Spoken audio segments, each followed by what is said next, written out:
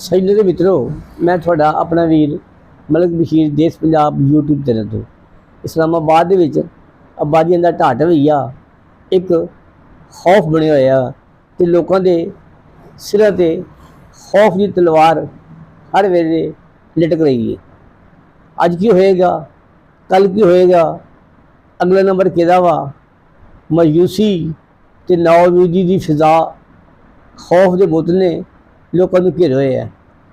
ਤੇ ਆਓ ਸਾਨੂੰ ਇੱਕ ਕ੍ਰਿਸਚਨ ਕਮਿਊਨਿਟੀ ਦੇ ਬਾਬਾ ਜੀ ਜਿਹੜੇ ਤਰਲਾ ਮਿੰਨਤ ਕਰ ਰਹੇ ਨੇ ਤੇ ਜ਼ਰਾ ਉਹਨਾਂ ਦੀ ਆਹ ਤੇ ਫਰਿਆਦ ਸੁਣੋ। मेरी आला अदारियां अगे हुकूमत अगे अपील है, साडे ते रहम कीता जाए, साडे ते रहम कीता जाए। असी कित्थे जावांगे? असी सब लोग जितने भी लोग ने कानूनियां गिराओ तो सब मर जाएंगे। जां तो सानू मार छड़ो, गरक कर छड़ो, सानू पाकिस्तान के बाहर कर छड़ो।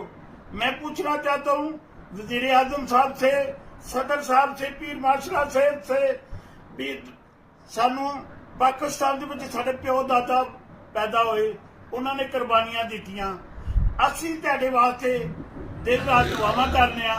ਲੈ ਜਾ ਸਾਡੇ ਵਾਸਤੇ ਰਹਿਮ ਦੀ ਅਪੀਲ ਕਰ ਰਹੇ ਆ, ਰਹਿਮ ਦੀ ਅਪੀਲ ਕਰ ਰਹੇ। ਅਲਾਮਾ ਇਕਬਾਲ ਕੱਚੀ ਆਬਾਦੀ ਨੂੰ ਨਾ ਗਿਰਾਇਆ ਜਾਵੇ, ਇਹਨਾਂ ਲੋਕਾਂ ਨੂੰ ਨਾ ਕੱਢਿਆ ਜਾਵੇ।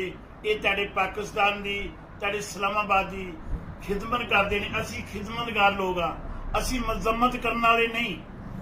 ਅਸੀਂ अपील करने वाले तेरे तो द्वारा हाथ जोड़ के मेहनत करके रिक्वेस्ट करने साडे वास्ते रहम किया जाए, रहम किया जाए।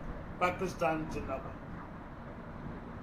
उगर वाले उग पैंदे ने सीना पाड़ के पत्थरां दा, बेहिम्मती ने जड़े शिकवा करन मुकदरां दा ते मंडल उत्ते तख्ती लगदी है उन्हां लोकां दी ਜਿਹੜੇ ਘਰ ਟੁਰਦੇ ਨੇ ਨਕਸ਼ਾ ਲੈ ਕੇ ਸਫ਼ਰਾਂ ਦਾ।